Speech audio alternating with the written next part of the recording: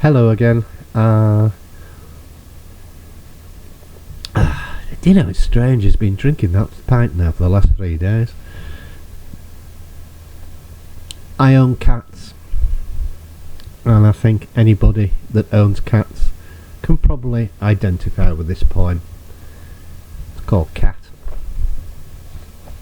What the hell's wrong with you now, cat? Was the food that I bought not quite right, cat? Or isn't the cushion placed right in the sun? Or isn't the toy with the bell any fun? Is that why you scratched and took a lump off me thumb, cat? I spent more on your treats than I do when I eat. I push you out of my seat and you just land on your feet. I brush you and comb you and never get thanks. In exchange you ate all of my plants. That infestation of fleas brought me to my knees. Your life is pure comfort, relaxation and ease. I do everything possible trying to please. So tell me, why have you just shredded the mat, cat? Thank you.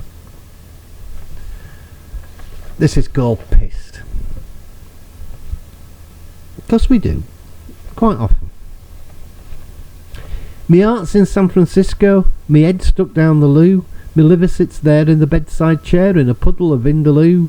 Me mouth tastes like a wrestler's, ram this jock strap down me throat, and I really don't want to know what's caked down the front of me coat. There's a kebab on the pillar, a satin congealed fat, and hanging from me light bulb is a traffic warden's hat. The world's fallen out of me bottom, and now it's spinning round. Me sight is blurry, me teeth are furry, and I can't get off the ground.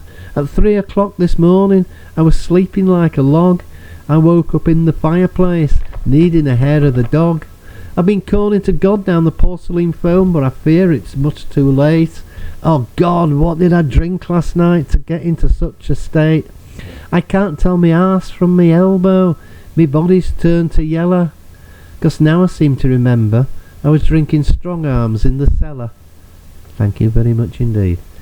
And just in case for you people not from Scarborough don't know, the cellar is the place, the boozer where I do a lot of open mics and obviously drink a lot of Strong Arm. This is really old. It goes back to I think the 90s. It's when Tony Blair won for the first time for Labour, so that dates it. It's called 18 fucking years.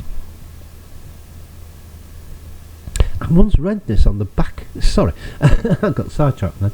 I once read this on the back of a lorry with the guy who ended up as MP for York. It was in Roundtree's Park. It was. Some political husting. Hugh Bailey, that's who he was. And rumour has it, Hugh Bailey took a copy of it, and he reckoned he took it round Whitehall. Who knows? 18 fucking years. They couldn't sort of piss up in a brewery, but for 18 years they fucked with you and me. Those Westminster alcoholics with their bloody gin and tonics really did screw up our economy.